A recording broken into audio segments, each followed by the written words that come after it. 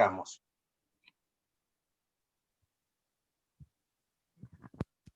Buenas tardes, acá estamos de vuelta.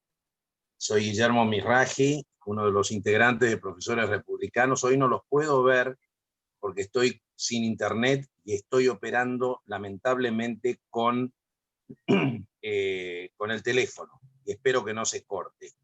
Inauguramos el año realmente con una gran conferencia, que es la de Sergio Berman desde Nueva York.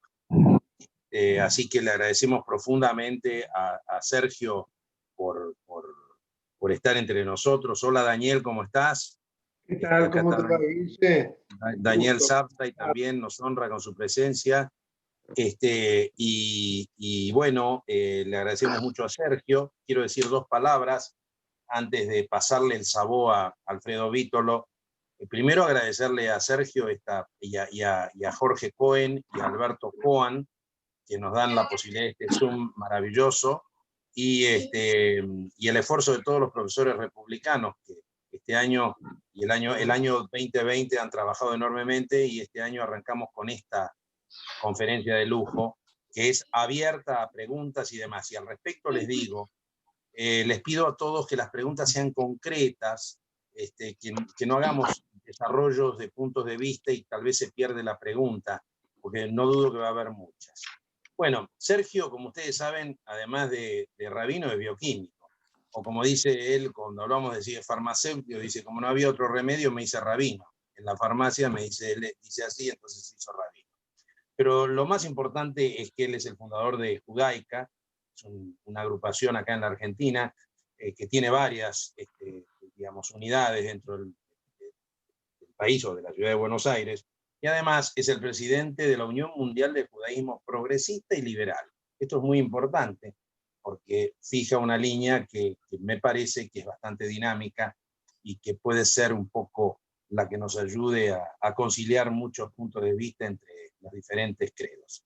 Bueno, nada más de mi parte, les agradezco a todos que estén acá hoy, y le paso la palabra a Alfredo Vítolo y a Sergio. Sergio, nuevamente, muchas gracias por estar entre nosotros. Gracias, Guillermo.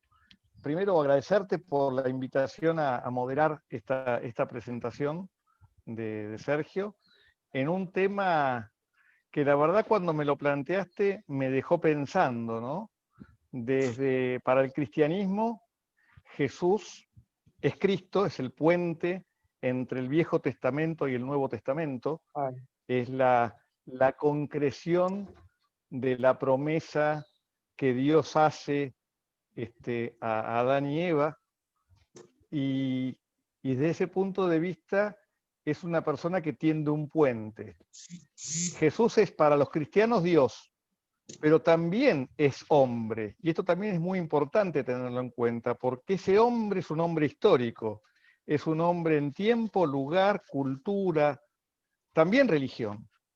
El 1 de enero los cristianos celebramos, entre otros festejos de ese día, la circuncisión de Jesús, cuando es llevado al templo casualmente cumpliendo el rito del judaísmo para circuncidarlo y presentarlo a Dios.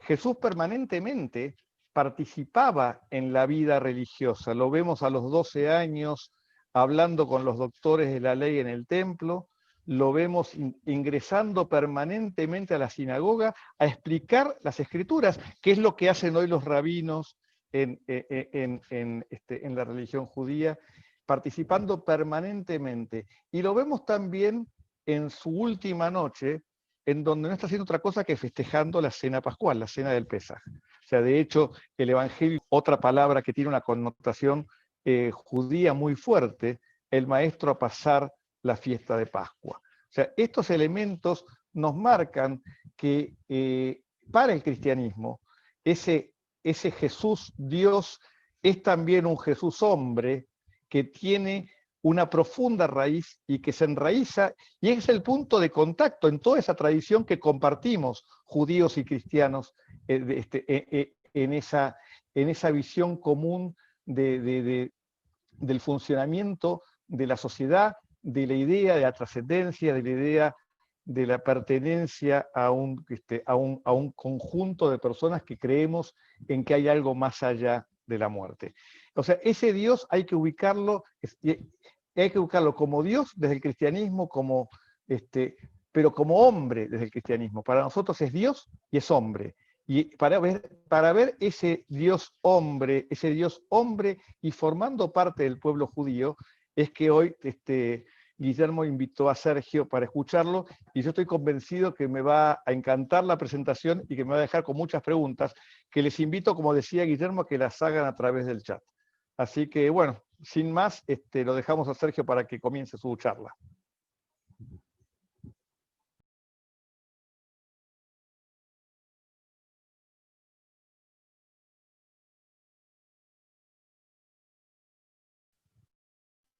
Sergio. Buenas noches y feliz año para todos.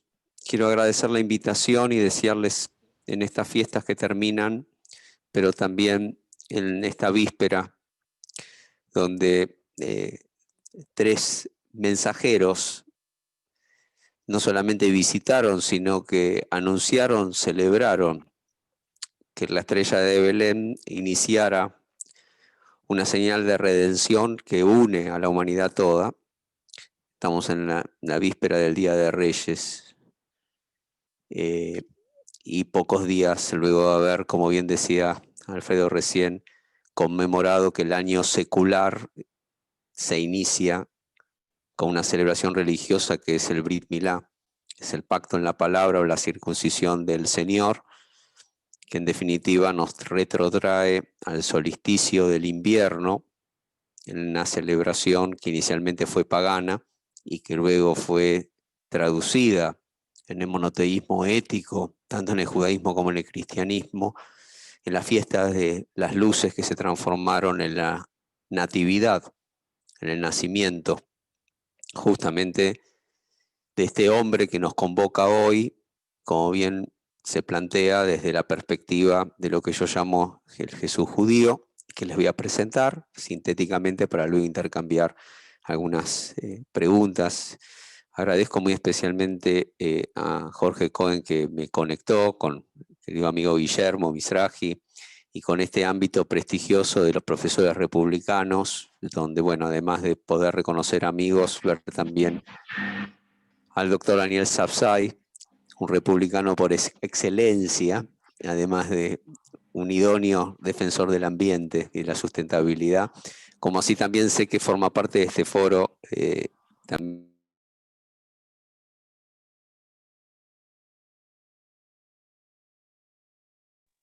Muteate, por favor. ¿Ahora se escucha? Mejor. Ahora sí, ahora sí. Digo que se encuentra en este ámbito prestigiosos representantes, creo, de los valores republicanos y también inspiradores maestros. Por lo tanto, para mí es un honor y un privilegio que me hayan invitado. Así que también lo primero que hacer es reconocer y agradecer.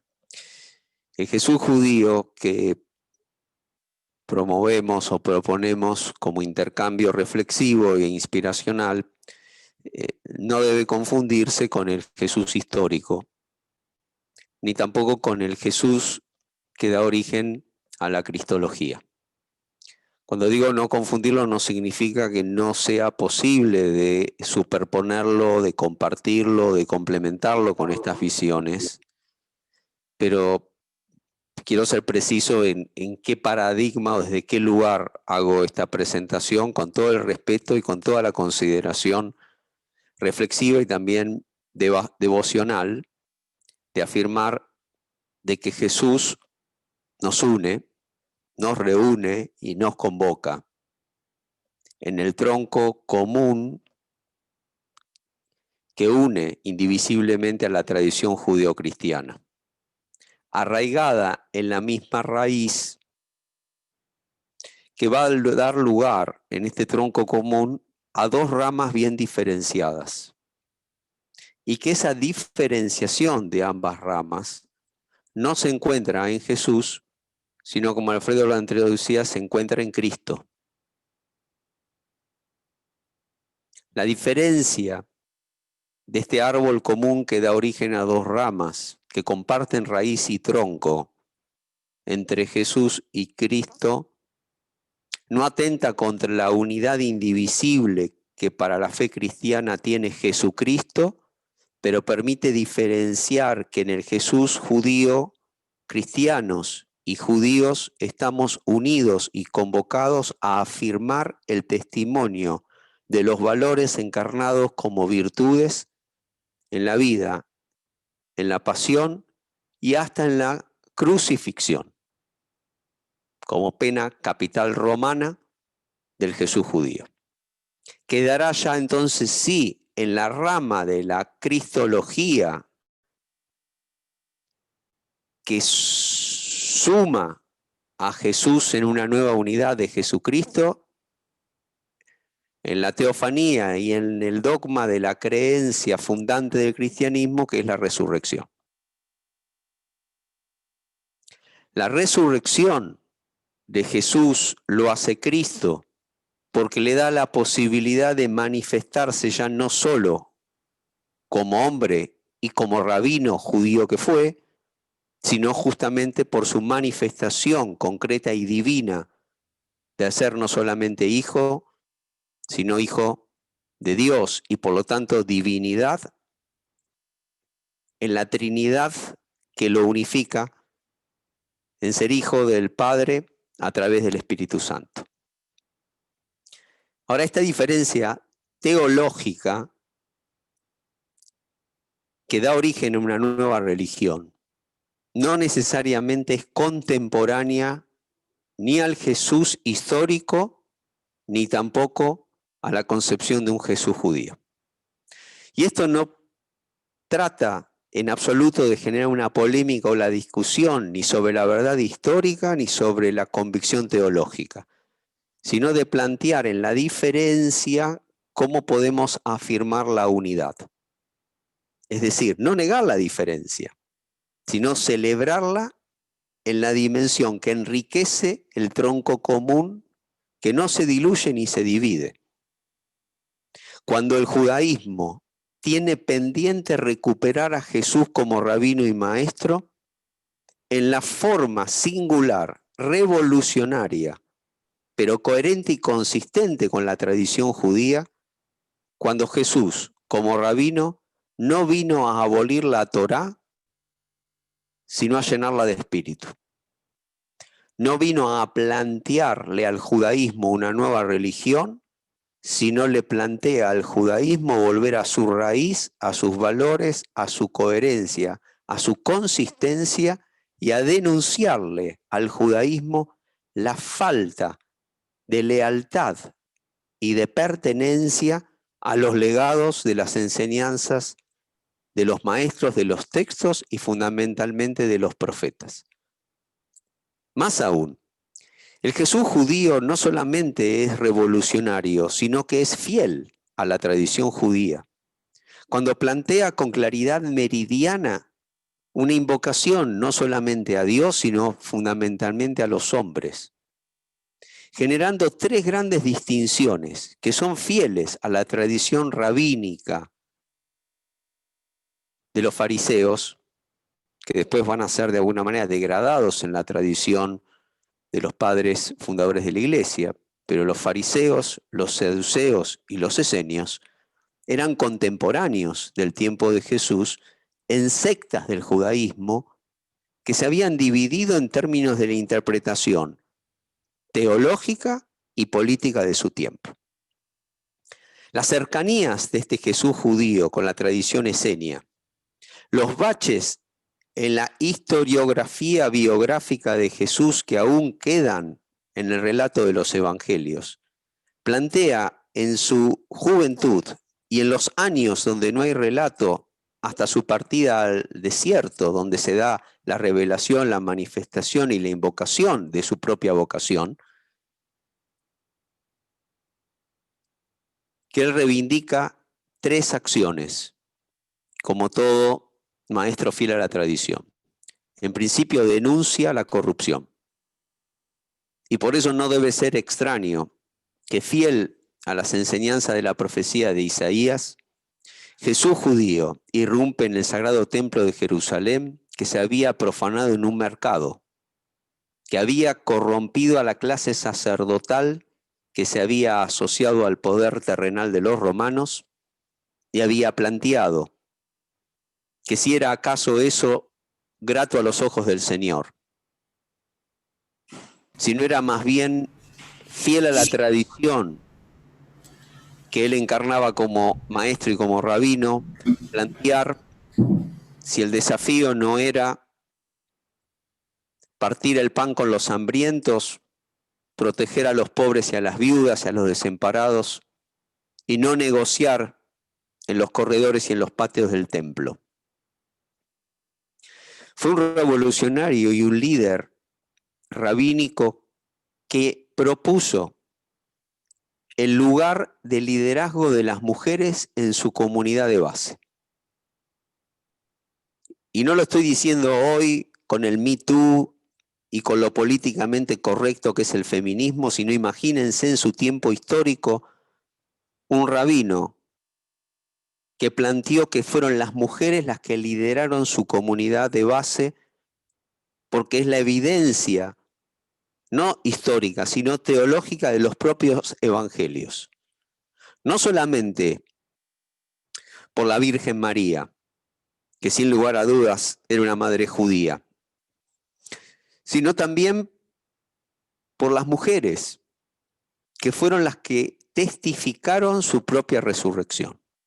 No fueron los apóstoles, no fueron los hombres, fueron las mujeres.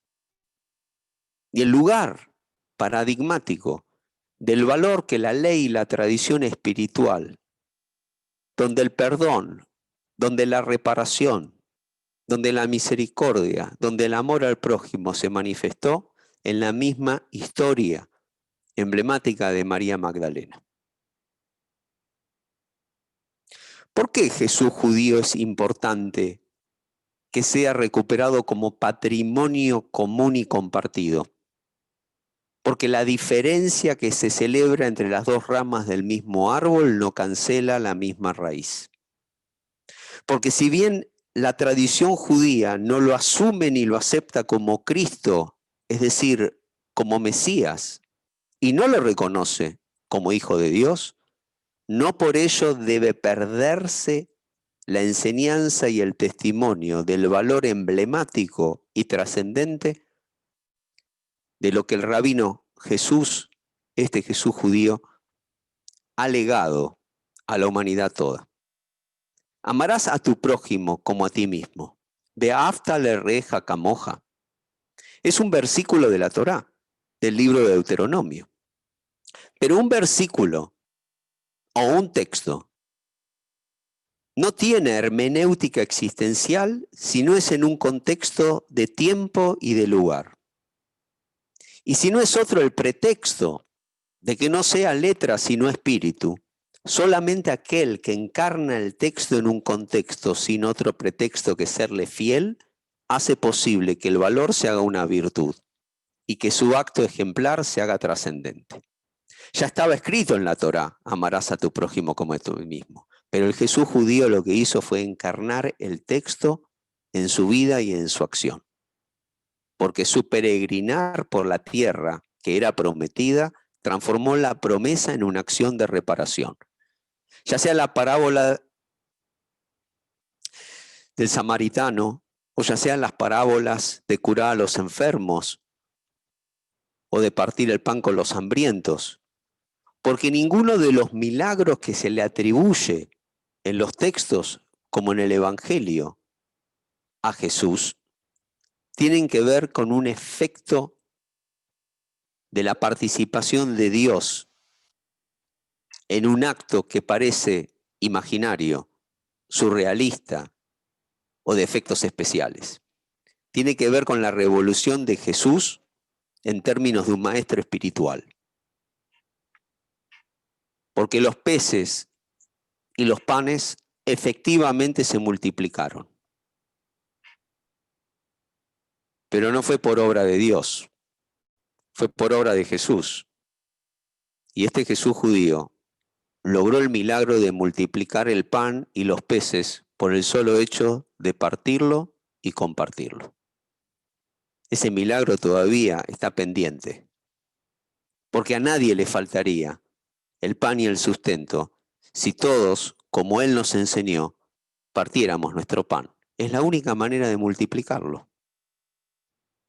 Y sin embargo, esta visión de una enseñanza tan raigal judía, pero tan revolucionaria de hacerla universal, para que no quede para un solo pueblo una sola extracción, denominación o religión, sino se transforme en la buena nueva de anunciarle al mundo todo, que todos somos humanos, pero también divinos.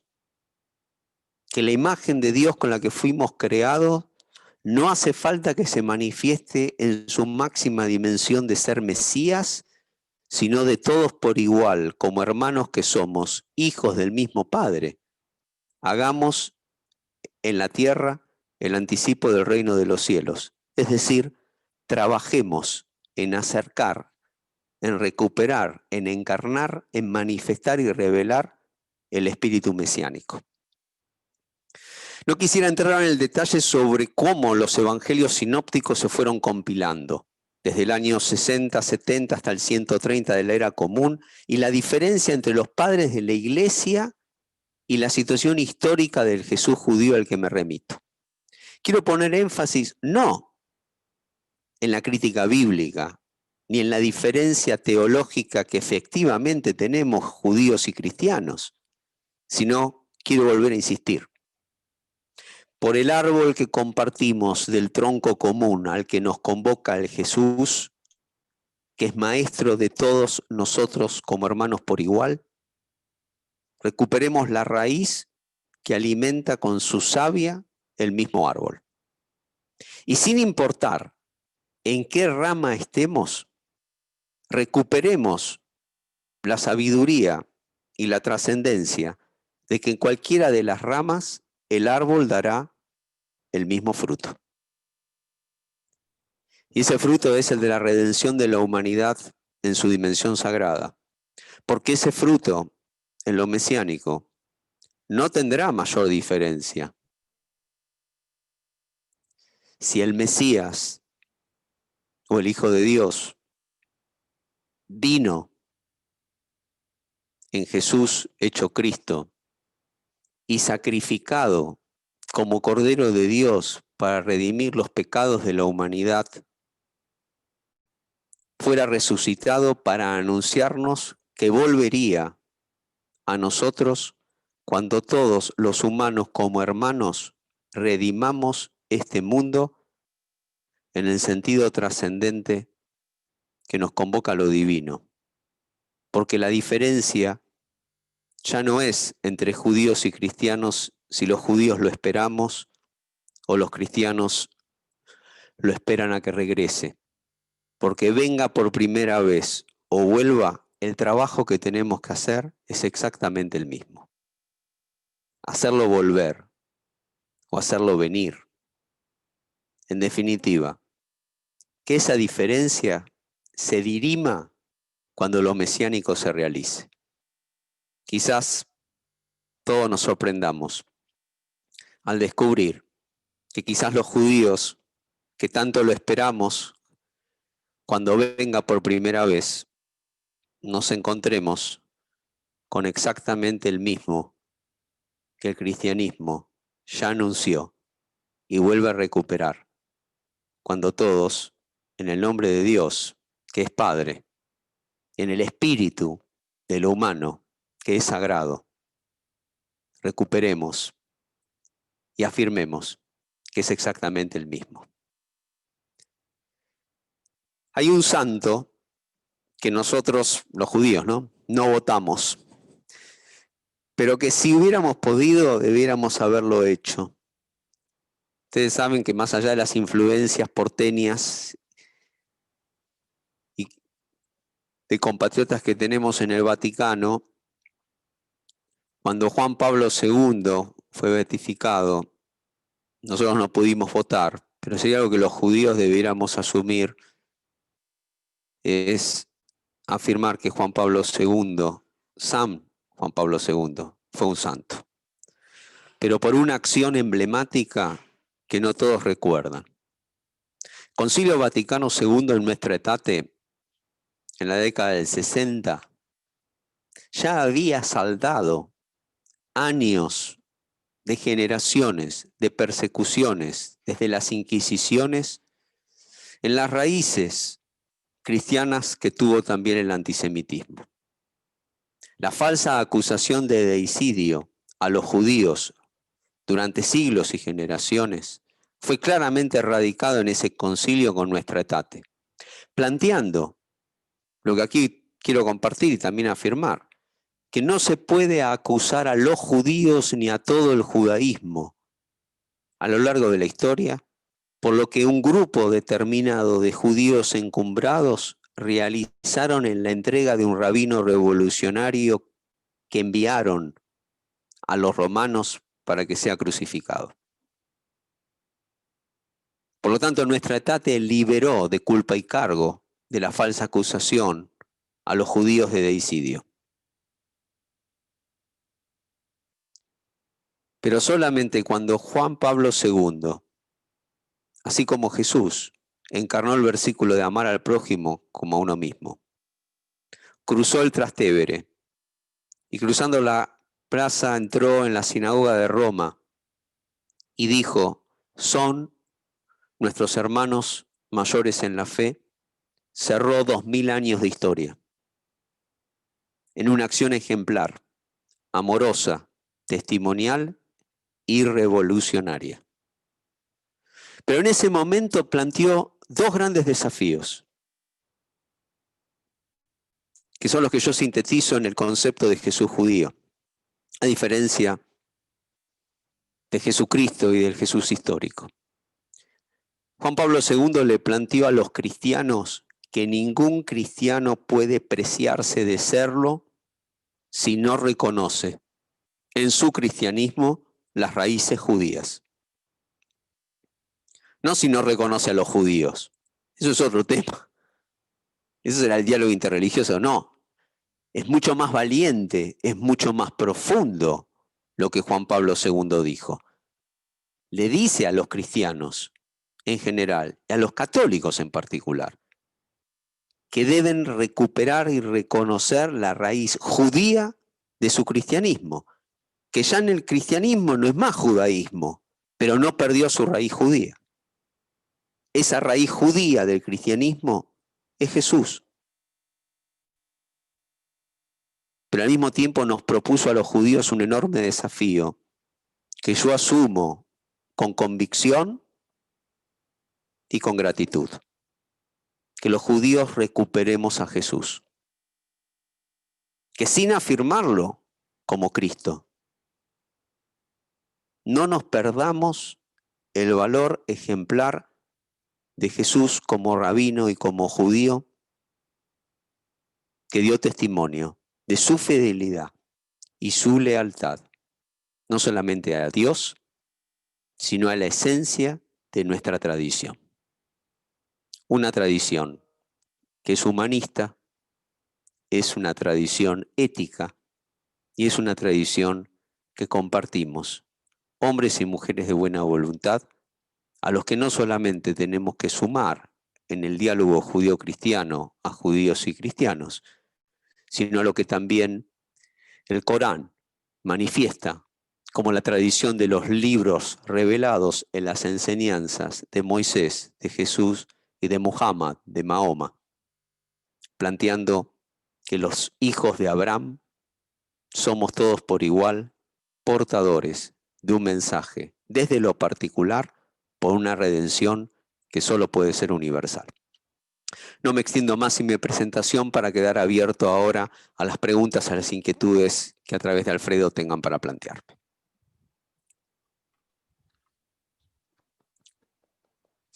Gracias, Sergio. La verdad, brillante la exposición. Me ha hecho reflexionar muchísimo y celebro lo que vos mencionás, ¿no? De que el recuerdo de San Juan Pablo II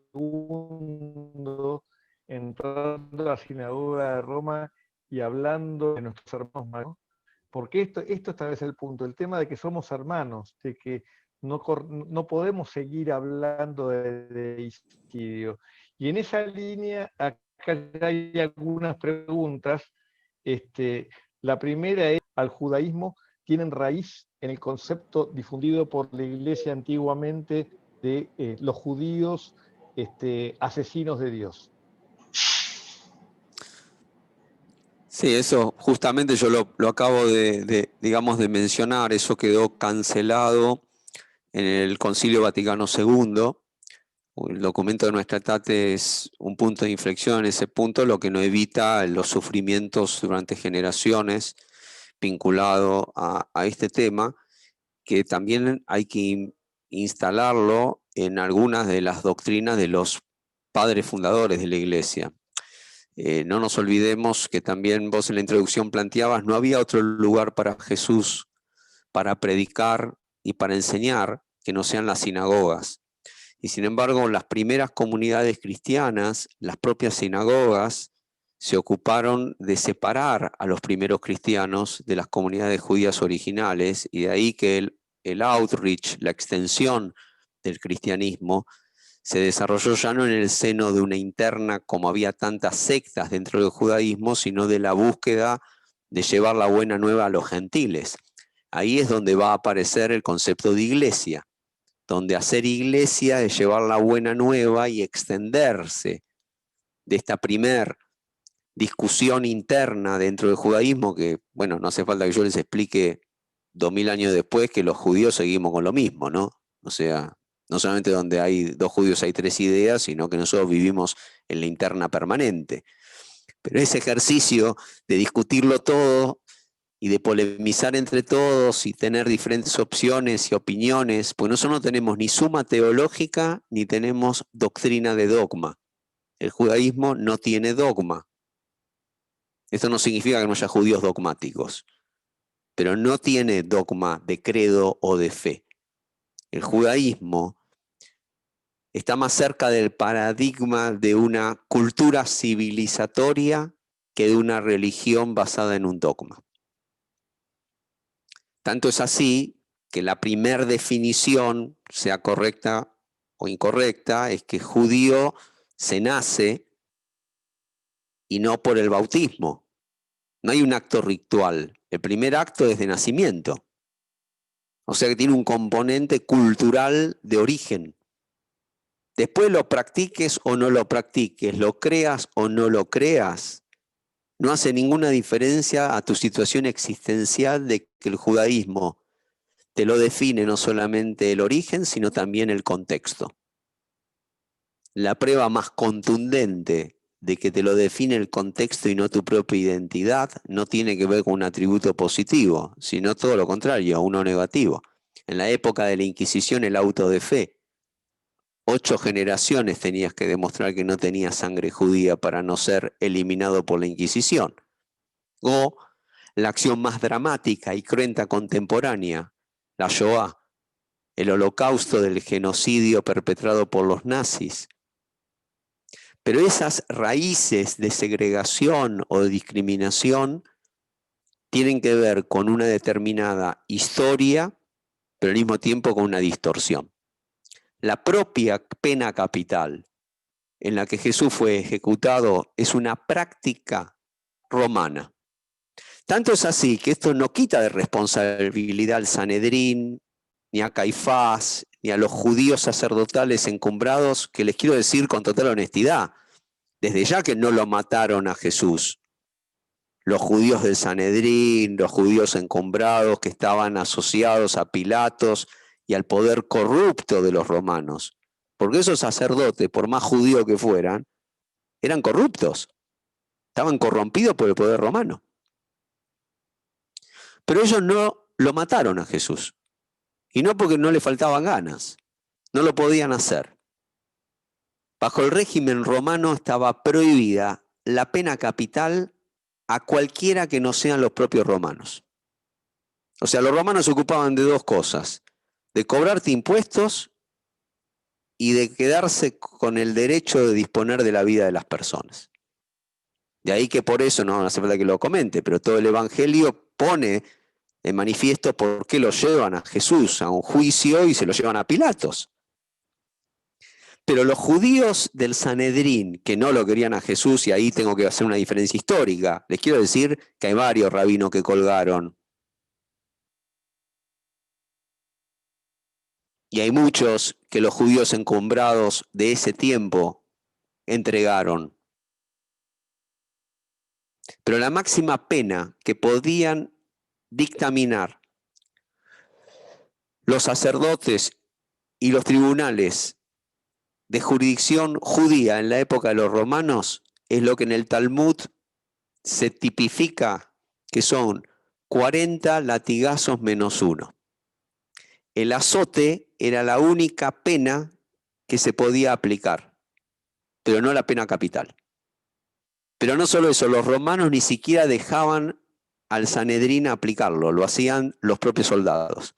Por eso que en la secuencia de la pasión, muerte, crucifixión, van a ver, bueno, todavía vemos las películas, pero está relatado, que Jesús recibe por cuenta y orden de la ley judía los latigazos, 40 menos 1, y por pena capital de ejecución romana la crucifixión. Ahora, esta disquisición que yo hago no tiene nada que ver con el argumento original, luego de los padres de la Iglesia, que le van a imponer en el origen la falsa acusación de que fueron los judíos los que mataron no a Jesús, sino a Dios, porque ya estamos hablando de Jesucristo, y eso hay que entenderlo porque el cambio de escala del cristianismo original a una religión universal no lo hizo la evangelización, lo hizo el imperio, cuando el cristianismo fue asumido como una religión oficial del imperio por Constantino. Es decir, que lo que empezó noblemente por Jesús y sus discípulos al anunciar pacífica y amorosamente la buena nueva, terminó siendo una decisión política de Estado de un imperio que impuso el cristianismo no por la razón, sino por la fuerza. Gracias, Sergio. Otra pregunta que están haciendo acá, un poco en la ubicación del Jesús histórico. Están preguntando, ¿el llamado de Jesús a la pobreza es un llamado a la pobreza material o es a la solidaridad? Y en esa línea es, ¿quién condena a Jesús? Preguntan acá. ¿Fue condenado por todo el Sanedrín o solo por una fracción de los judíos de ese tiempo? Entonces, estas son las preguntas que van llegando. Sí, algo contesté.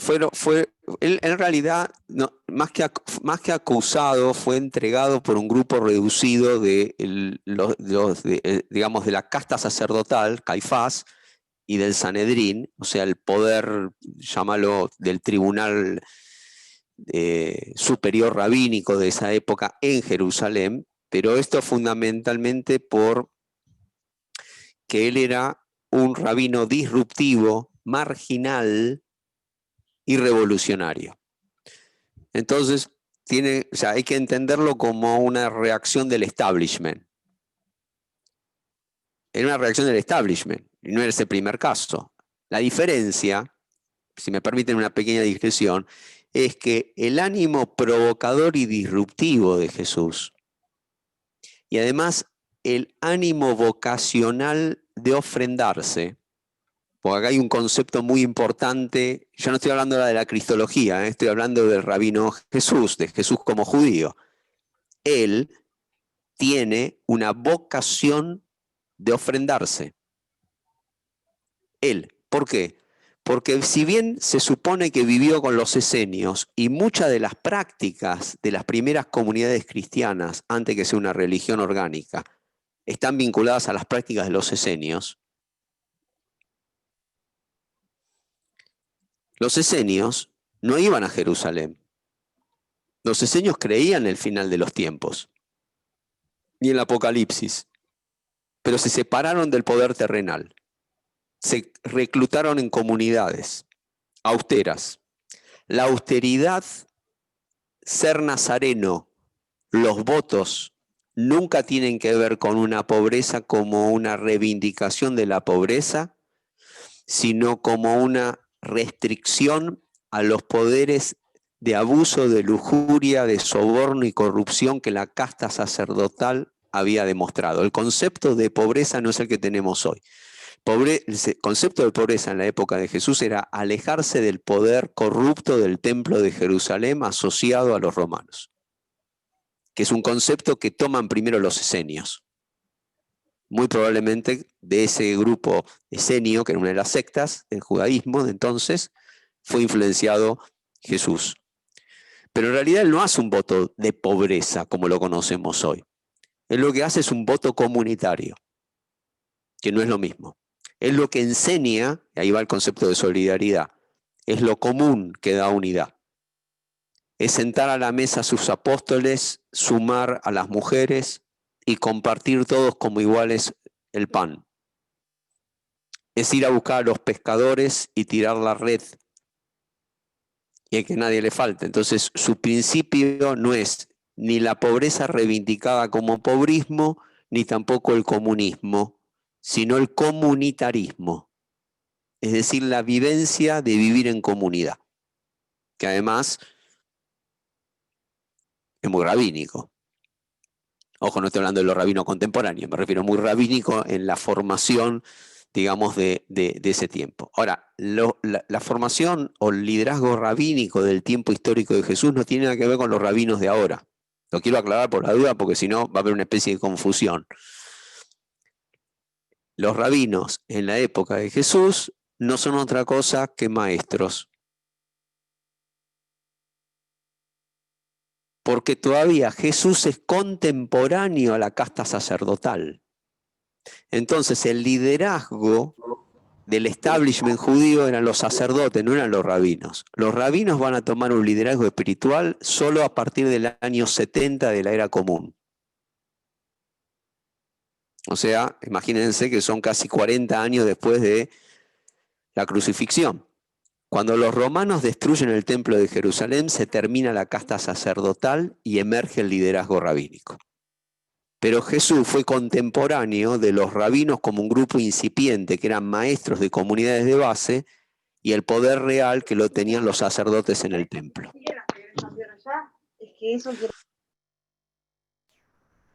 Gracias, Sergio.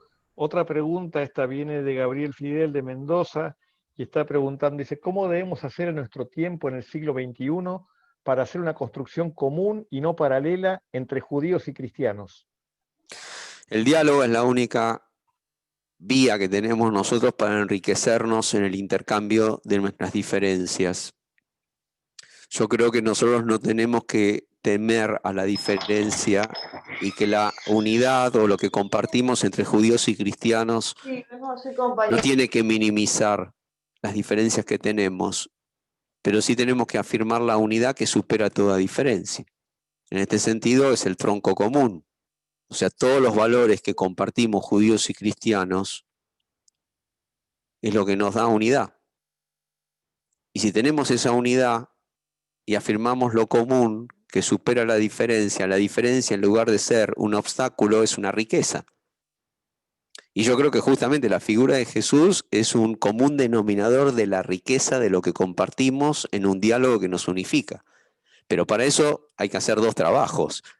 Hay que pedirle generosidad teológica al cristianismo, que nos devuelva un poco a Jesús, y grandeza espiritual al judaísmo, que no reniegue de Jesús porque haya sido afirmado como Cristo por el cristianismo. Por lo tanto, es un lugar de encuentro entre las dos tradiciones para recuperar el tronco común. Sí. Acá hay otra que creo que va en esa misma línea y un poco lo que estabas diciendo recién. Pregunta, ¿por qué los judíos lo consideran un rabino? Y yo me animaría a decir que no todos los judíos lo consideran a Jesús un rabino, hoy por lo menos. No, por supuesto. No, desde ya que no, porque lo que hay es una acción totalmente reactiva, justamente a plantear de que no puede ser reconocido como rabino porque dio origen a una nueva religión. Y entonces, como da origen a una religión, vos te tenés que separarte de eso, porque bueno, habrá sido, pero ya no es, y ya no hay nada de rabino en Jesús. Yo, por supuesto, no comparto esa posición, porque aparte, digamos, hay dos hechos. Hay un hecho fáctico y hay un hecho teológico. El hecho fáctico es que Jesús nació, vivió y murió como judío. Eso es un hecho. Ahora, la división, si querés, o la discusión, por lo cual eso dice, bueno, entonces ya no tiene nada más que ver conmigo, y otro dice, no, justamente por eso es mío, es la resurrección. Porque hasta la resurrección estás en la dimensión humana, y la dimensión humana de Jesús no está en discusión. Lo único que puede ser una discusión teológica que nos separa y uno dice, no, no es rabino, no tiene nada que ver conmigo, es que sea Dios o hijo de Dios. Y eso únicamente se pone de manifiesto en su resurrección. Y la resurrección no es un hecho fáctico, sino que es un hecho teológico, de fe, en lo cual uno cree que es fáctico. Perdón, y lo digo con todo respeto, porque es lo mismo que nosotros podemos decir sobre la apertura del Mar Rojo, qué sé yo. O sea, que es en lo que uno quiere creer. En lo que uno quiere creer. Y lo que uno quiere creer tiene que ser respetado con la autenticidad de la propia fe. Pero ¿saben cuál es el problema en el diálogo interreligioso, en el encuentro entre los seres humanos que pensamos diferente, entre las propias convicciones sagradas como las teológicas? El problema no es cómo uno vive con su convicción, sino a partir de cómo vive con su convicción, cómo deja vivir a los demás con la suya. Y en términos seculares, eso hacen las sociedades modernas, evolucionadas, y los estados cuando son democráticos y republicanos. Cuando separan la religión del Estado y cuando permiten que en la libertad de fe y de conciencia cada uno crea lo que quiera creer, pero en el marco de la ley no pueda imponer ni forzar a otro en creer en absolutamente nada que no sea su libertad de conciencia. Por eso hay que separar la religión del Estado. Y por eso hay que dejar la religión en el lugar sagrado de la subjetividad religiosa y espiritual de los individuos y sus comunidades de base, y nunca mezclarlo con la política. Gracias, Sergio. Tengo algunas preguntas, estoy tratando de encontrar. Acá preguntan, menos que ver con el tema de la charla de hoy, pero más que ver con tal vez el desconocimiento, y yo me sumo, de cómo es el judaísmo. Dice, ¿cuál es la diferencia entre un judío ortodoxo y un sionista? Bueno, en principio vuelvo al paradigma. El judaísmo es una civilización cultural y la mayor parte de los judíos son judíos por una definición cultural y no religiosa. Es decir, como el judaísmo no es solo una religión, el molde de religión no permite meter a todo el judaísmo adentro de él. Y sería un error entender al judaísmo como una religión, porque te van a quedar más judíos afuera que adentro. No porque estén en contra del judaísmo, sino que el paradigma no les cabe. O sea, un cristiano que niegue a Cristo no puede ser cristiano, porque no puede sostener su cristianismo. Independientemente si fue bautizado, si toma los sacramentos, si practica, porque es el origen de su adscripción. Ahora, un judío puede negar a Dios y es judío.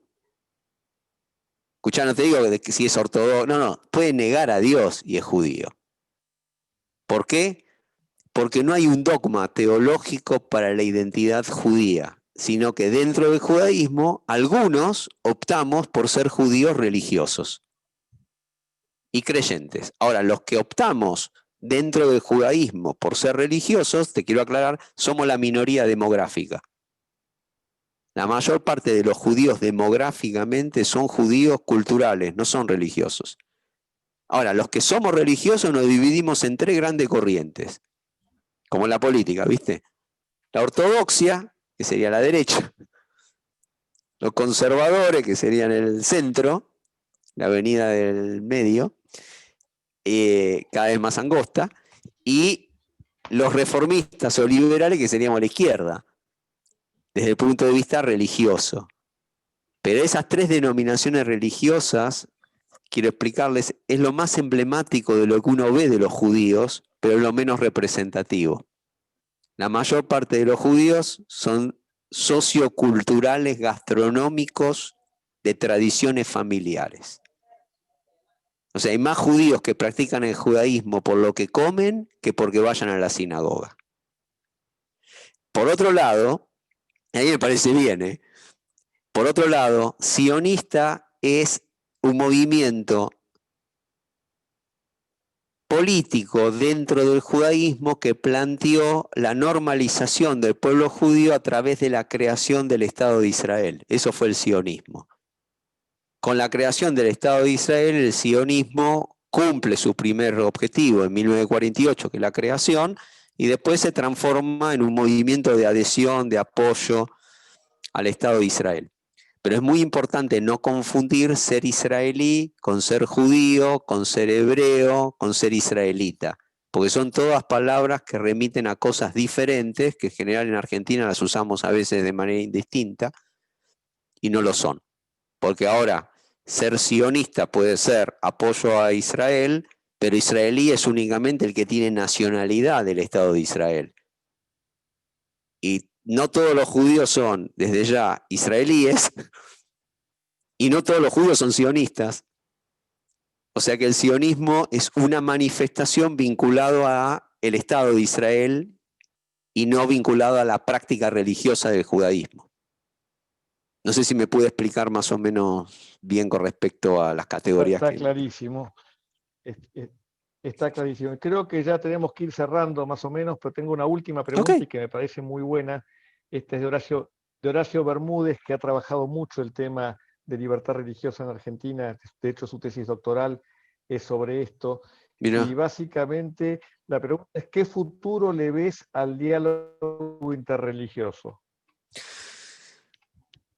Bueno, yo soy hijo de ese diálogo. O sea, yo tengo que reconocer, y quiero ser claro sobre esto, nosotros somos beneficiarios del valor,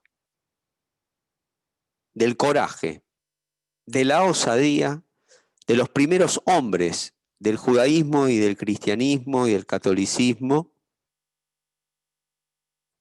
que se desafiaron a sí mismos en establecer vínculos de diálogo interreligioso entre judíos y cristianos cuando era políticamente incorrecto.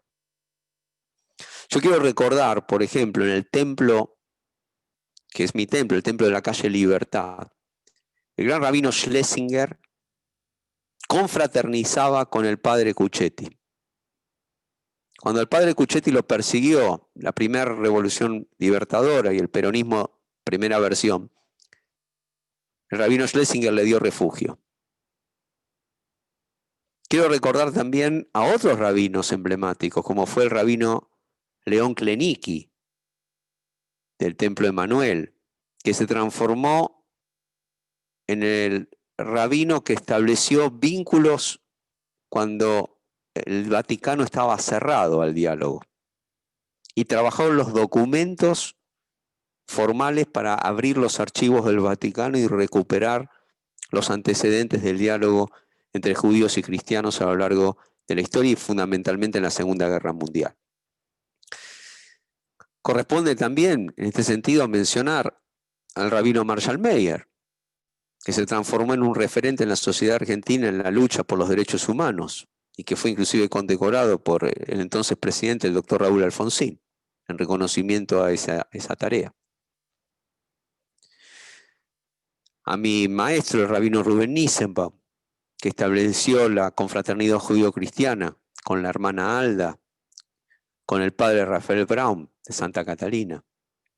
Es decir, quiero decir con claridad que nosotros somos discípulos de esos hombres que pagaron altos precios por salir al encuentro del hermano como tal en el diálogo fraterno. Porque ahora imagínense, en la era de Bergoglio, que ahora es Francisco, es al revés. El que no dialoga, el que no se acerca, queda en offside. Pero hace 50 años, hace 60 años, el que dialogaba, el que se acercaba, era acusado por unos y por otros de perder su identidad. Por lo tanto, creo que el futuro de ese diálogo es muy importante. Y el gran desafío del diálogo judío-cristiano es integrar al Islam. Es muy importante para judíos y para cristianos que el diálogo incluya a todos los descendientes de Abraham. Es más, es importante que el diálogo interreligioso se transforme en diálogo intercultural, porque es muy importante para los argentinos y como latinoamericanos que incluyamos en ese diálogo intercultural a los pueblos originarios, no a los militantes políticos partidarios disfrazados de mapuches, no, a los pueblos originarios que incluyen a los mapuches auténticos que fueron diezmados y exterminados en la conquista y en la colonización, pero también a las tradiciones orientales, porque nosotros que somos hijos del testimonio común y el patrimonio judío-cristiano, no podemos desconocer a tradiciones orientales, incluidas las politeístas, en las que no creemos y que lejos están de nuestras convicciones. Pero tenemos medio planeta que tiene esa riqueza espiritual. Y otra pregunta, ¿cuánto tenemos para aprender de Oriente en su sabiduría espiritual?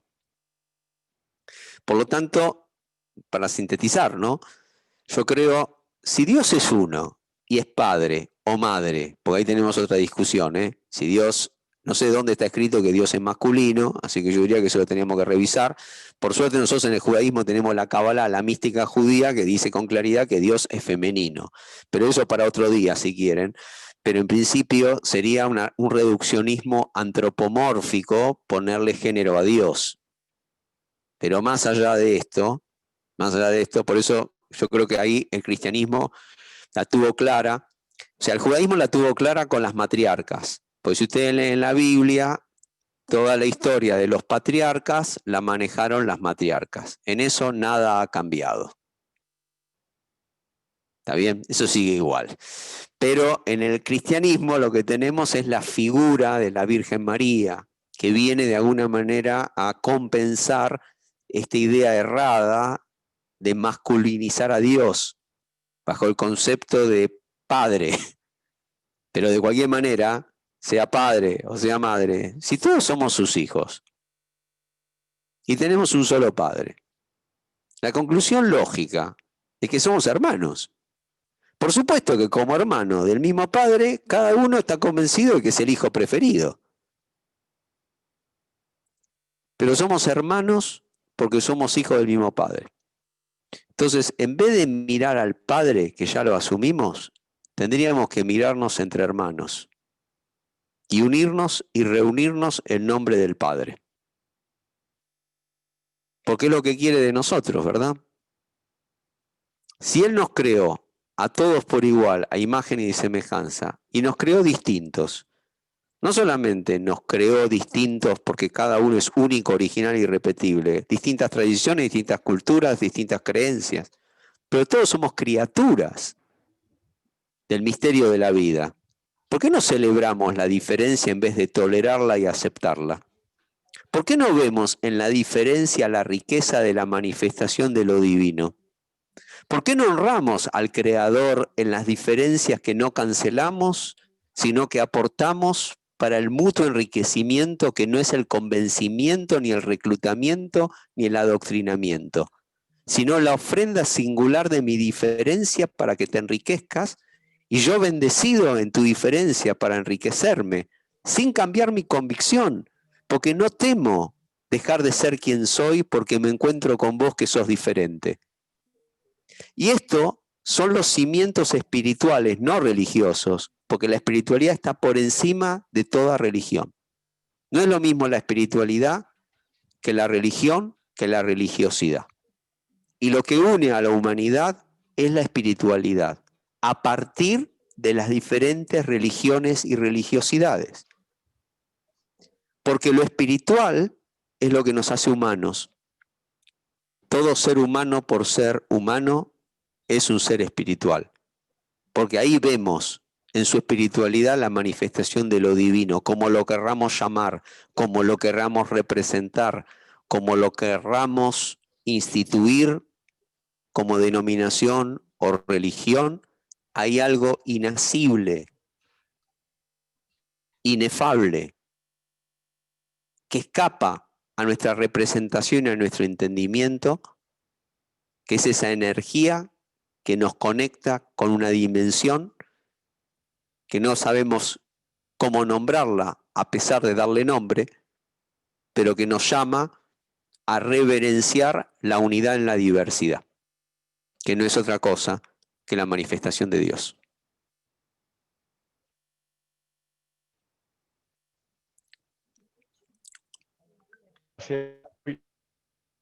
Interesante y da para escuchar varias veces la charla esta, que va a quedar grabada y para que la podamos paladear después con mucha más tranquilidad. Ahora así que le demos mi radio. ¿Se oye, Sergio? Sí, te escucho, perfecto. Bueno, muchas gracias, Alfredo. Muchas gracias, Sergio. Realmente algo maravilloso lo que hemos oído judíos y cristianos hoy. Esperemos que se repita y que sigamos avanzando. Hay muchas inquietudes que han quedado acá. En realidad, profesores republicanos y Asociación Civil Río Paraná se encuentran honrados de esta reunión. Y bueno, yo diría algo, yo no soy rabino y lejos estoy de serlo, pero hay una frase que centraliza tanto al judaísmo como al cristianismo. Bendito Dios, Baruch Hashem. Esto es lo que tenemos que cerrar esta reunión y amén, que así sea y que podamos encontrar la paz con todos los que consideran y están seguros de pensar que somos del mismo tronco. Muchas gracias, Sergio. Gracias a ustedes, que Dios nos bendiga a todos por igual y que seamos capaces de honrarlo, honrando al prójimo, al semejante, y fundamentalmente para la Argentina, que tanto lo necesita, que estos principios espirituales guíen a la democracia y sobre todo nos permitan preservar, mantener a la República, que es lo único que nos va a permitir que la sociedad no pierda ni su rumbo, ni fundamentalmente su valor espiritual, porque solamente somos libres en la ley, somos fraternos en hermandad y somos justos en equidad. Los tres principios que sostienen a nuestra democracia republicana y que están hoy en riesgo y en peligro, y por eso requiere fortaleza ciudadana y espiritual de nuestras propias convicciones para no claudicar y no abandonar la defensa de los valores republicanos, que para la Argentina, si bien son institucionales, hoy se transforman en un desafío espiritual. Que Dios nos bendiga y nos preserve en poder servirlo en la República para todos los hombres y mujeres que habitan la patria en igualdad. Gracias y amén. Que así sea. Amén. Buenas noches a todos.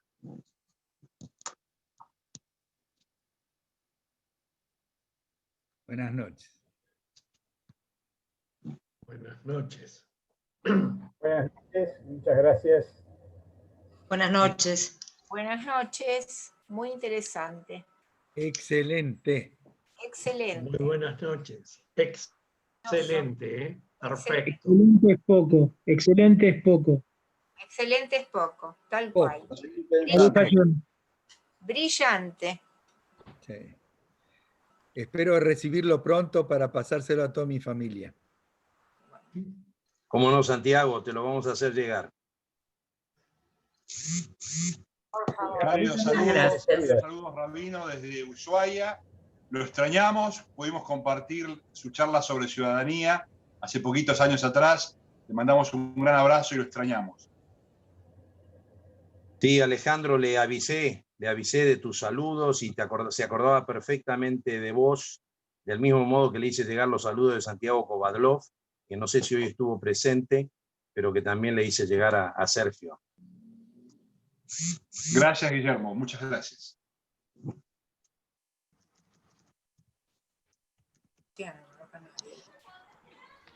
Bueno, cerramos la conexión.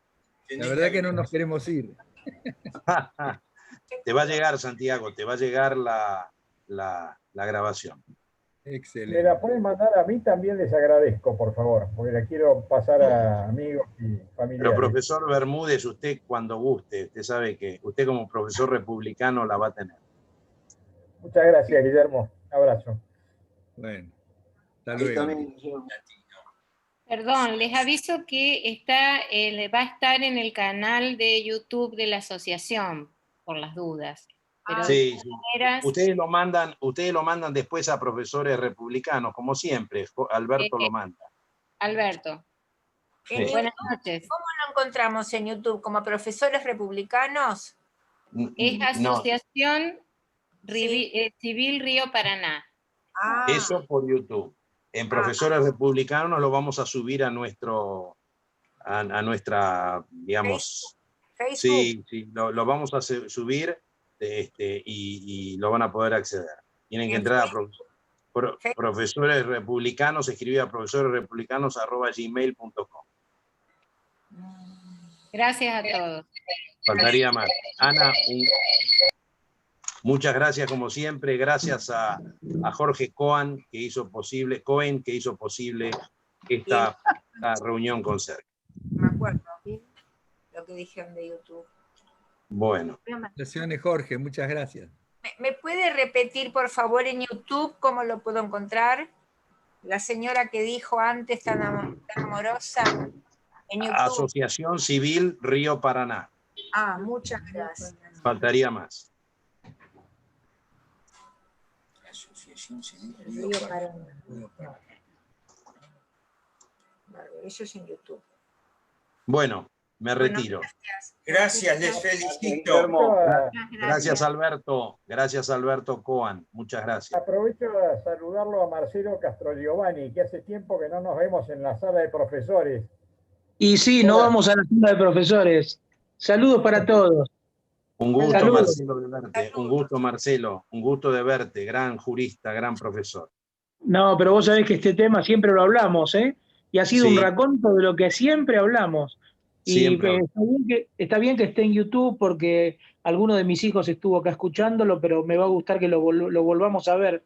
Realmente es todo lo que siempre hablamos, y dicho con una altura y una erudición maravillosa. Así que salió perfecto. Felicitaciones. Nos vemos. Nos vemos. Chau. Adiós.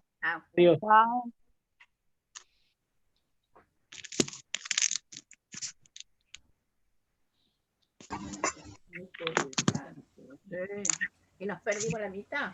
Porque no podía entrar, era un lío.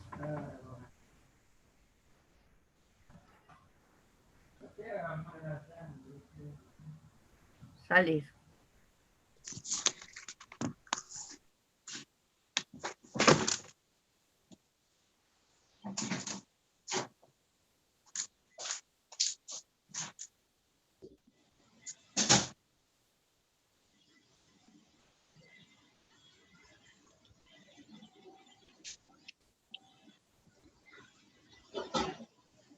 Santi.